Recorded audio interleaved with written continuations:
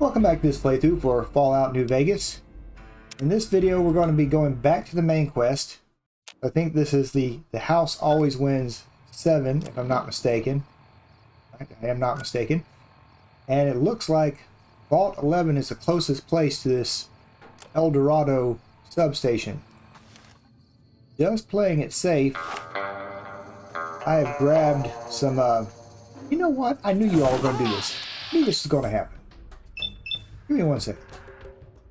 While I get rid of some freaking legionaries.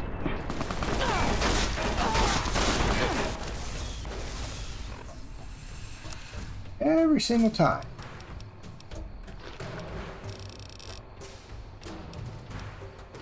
In here trying to talk, minding my own business.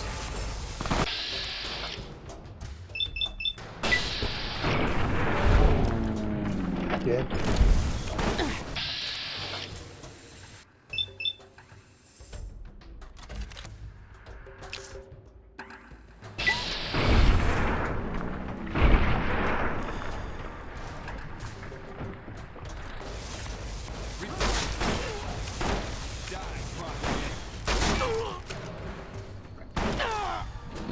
He's hit me with something not so nice.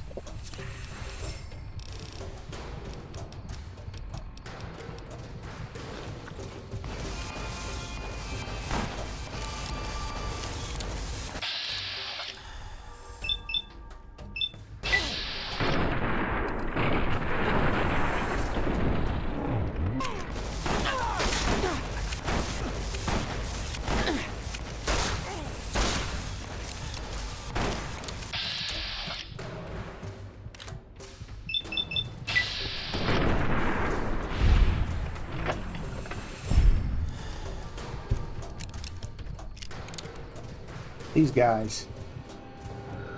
Alright, give me a moment to loot up and heal up. Alright, you know, I may be at the point of the game where I need to stop skimping on certain things, like using this 44 special ammo.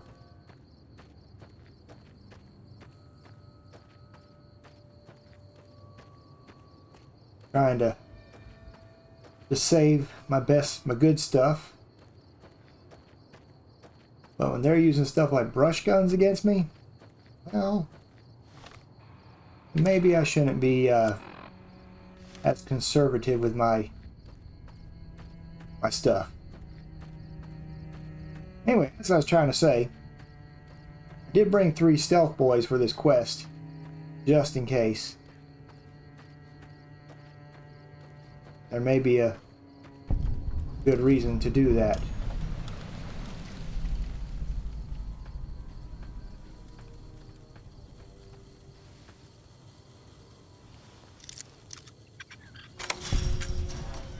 That was easy.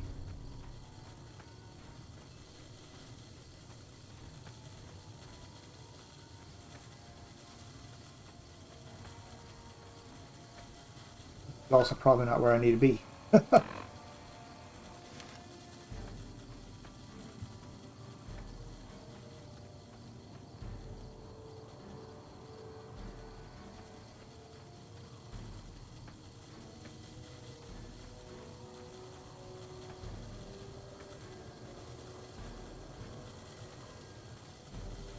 I know this is a video game and they don't take things like this in consideration, but they should. Oh. Go ahead, get out of there.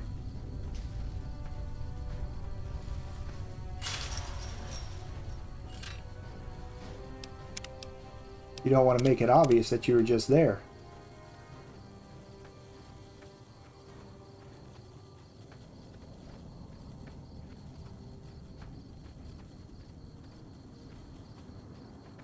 There they are. There's the roaming patrol.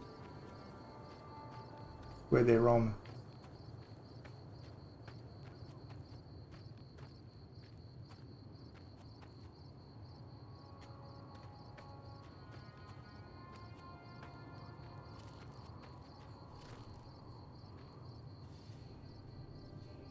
Hide in the brush here.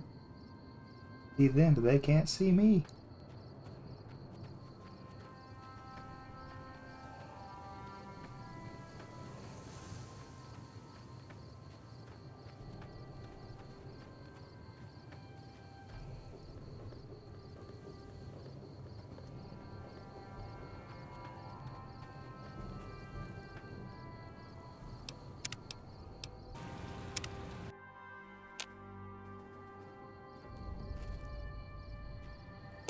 do this. You wait there. I will stealth boy up.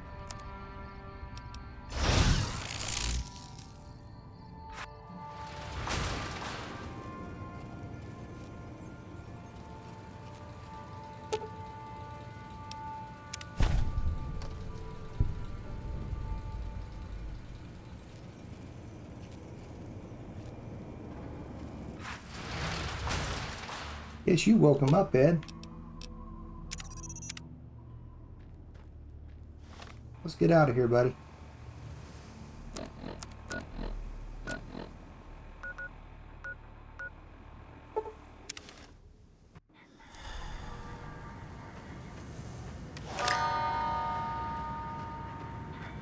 Move along.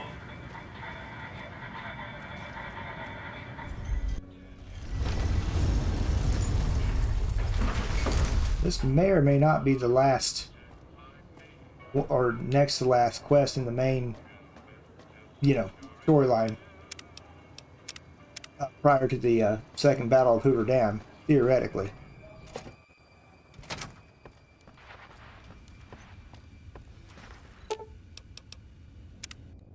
You know what, while I'm here, let me deal with my inventory real quick.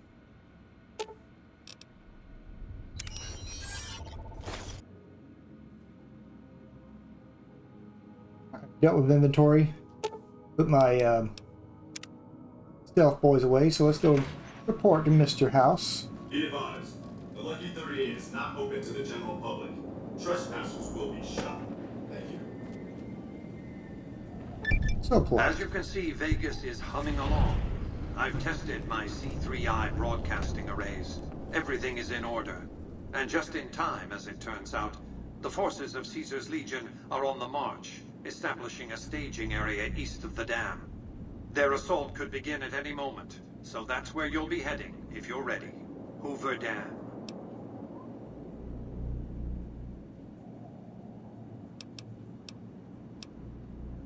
Your objective is to reach a control room halfway across the dam and install an override module similar to the one you used at the substation. The override will enable me to control the entire dam's power output. You may remember how the bunker at the fort was rather dimly lit. Well, just like the Lucky 38, it needs a big jolt of electricity to power up. You've already uploaded the new operating system to the Securitrons. All they need is power, and they'll be in fighting trim.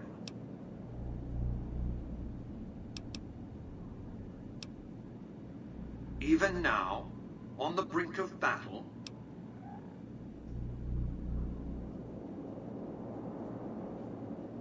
that's because he ceased to be relevant when you recovered the platinum chip. Revenge doesn't interest me. Progress does. Sorry to deny you a moment of primate triumph, but you'll have to go elsewhere to sound your barbaric yawp. What else did you want to discuss? I care because he is a known quantity. Not the man so much as the political context he inhabits. Kimball rose to prominence as the hero of the Mojave when he led a campaign of reprisals against tribals who dared to attack NCR citizens. Ordering the occupation of Hoover Dam was his first act of office. As water and electricity flowed to NCR cities, his popularity soared. Conversely, his failure to annex the Mojave these 7 years, and the immense costs of occupying a foreign land, have eroded his popular support. Kimball's entire political career is inextricably bound up with the NCR's occupation of the Mojave. It's his war. If I compel the NCR to retreat, Kimball will be the sacrifice offered to the gods so decent NCR citizens can get on with their lives. In retrospect, the Mojave and Hoover Dam will seem like one man's misadventure. Kimball will be blamed, not me, not New Vegas. Then the hero of the Mojave would become the martyr of Hoover Dam. And when, subsequently, I force the NCR to retreat, they lick their wounds and dream of righteous vengeance against New Vegas.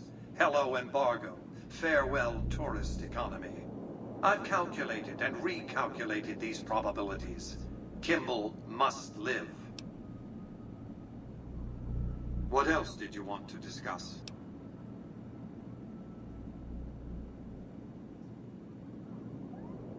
I think I want to tell him that. Imagine two snarling dogs fighting over a curve of bone. Perhaps the rib of their master long dead. It'll be a pitched battle, that's a certainty. Perhaps the greatest battle the Earth has seen since the human race nearly made itself extinct. The Legion will mount a ferocious and determined frontal assault from the east. That much is certain. Still, Caesar is a capable strategist. I'd be surprised if he hasn't found some way to infiltrate the dam or the NCR's rear areas.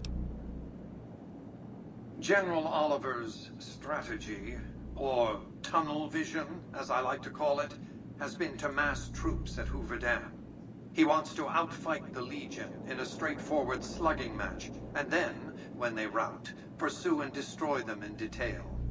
A crushing, decisive victory of this sort would overshadow the tactical ingenuity of Chief Hanlon's defense 4 years ago, you see.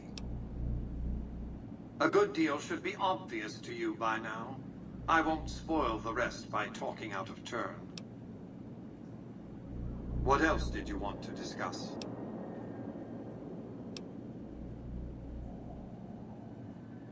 I've resurrected Vegas, spirit intact.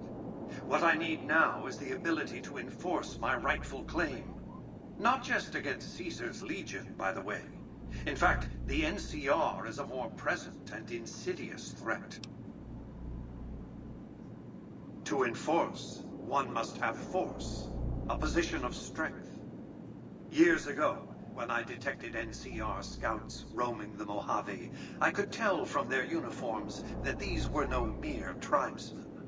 I knew it was only a matter of time before an army appeared to take control of the dam, and I knew my Securitrons wouldn't be enough to oppose them. And so I recruited the 3 families. Vegas belongs to me because I mustered enough strength to bring the NCR to the bargaining table. Indeed it was, and still is. But not without taking significant casualties. Would Kimball and Oliver have traded the lives of hundreds of soldiers for absolute control of Hoover Dam? Oh, yes. They weren't afraid of me. They were afraid of Caesar, that attacking me would leave them vulnerable to a Legion offensive. And so they negotiated. Not out of the kindness of their hearts, as they try to make it seem, because the calculus of power left no other choice. NCR forces were permitted to occupy Hoover Dam and establish a military base at McCarran Airport. Well, it used to be one. They recognized my sovereignty over the Vegas Strip and agreed to supply electricity and water once their engineers repaired the dam. Written into the treaty were provisions that the NCR do nothing to prevent its soldiers and civilians from visiting the Strip. That's how I harnessed the NCR to my endeavor. Their occupation has been the engine of my growing economy. The salient issue is that they will go to war with me if given the chance. There's just one reason why the NCR hasn't contrived some outrage to justify invading the Strip. Caesar's Legion. The final battle between those 2 armies is fast approaching. I can't afford to let either side win on their terms. What else did you want to discuss? New Vegas is more than a city. It's the remedy to mankind's derailment. The city's economy is a blast furnace in which can be forged the steel of a new rail line running straight to a new horizon. What is the NCR? A society of people desperate to experience comfort, ease, luxury. A society of customers. With all that money pouring in, give me 20 years and I'll reignite the high technology development sectors. 50 years and I'll have people in orbit. 100 years, and my colony ships will be heading for the stars to search for planets unpolluted by the wrath and folly of a bygone generation. I prefer the term autocrat. I would rule as a chief executive. I would not answer to a board of directors or any other entity. Nothing to impede progress. If you want to see the fate of democracies, look out the windows. I mean, it's a good argument. My judgment. I have no interest in abusing others, just as I have no interest in legislating or otherwise dictating what people do in their private time. Nor have I any interest in being worshipped as some kind of machine god messiah. I am impervious to such corrupting ambitions. But autocracy?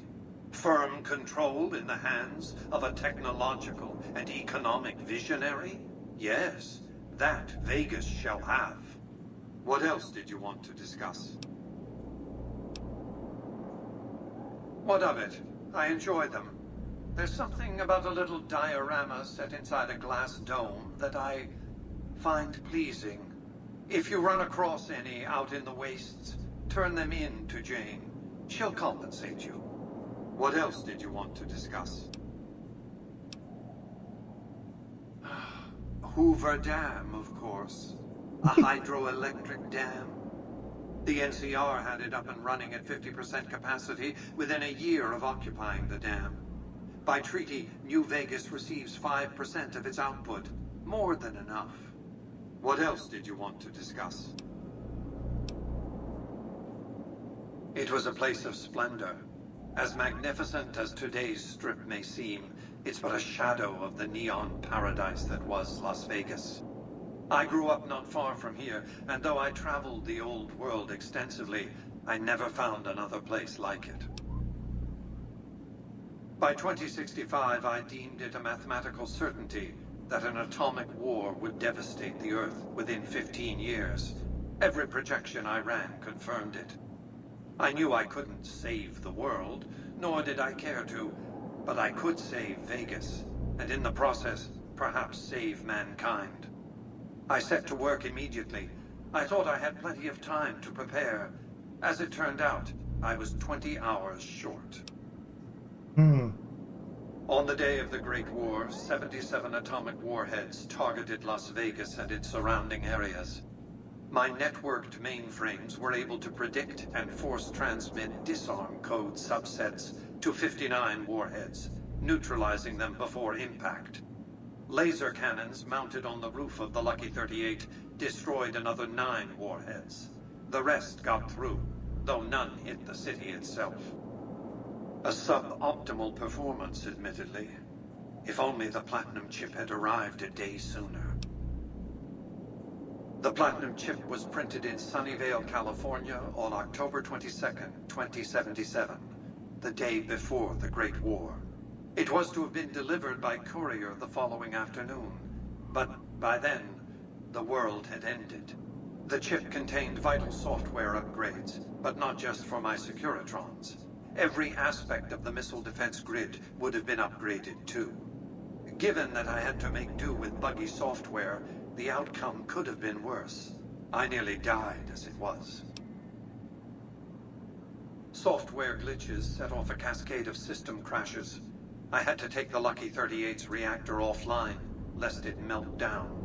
For nearly 5 years, I battled power outages and more system crashes until I finally managed to reboot my data core with an older version of the OS.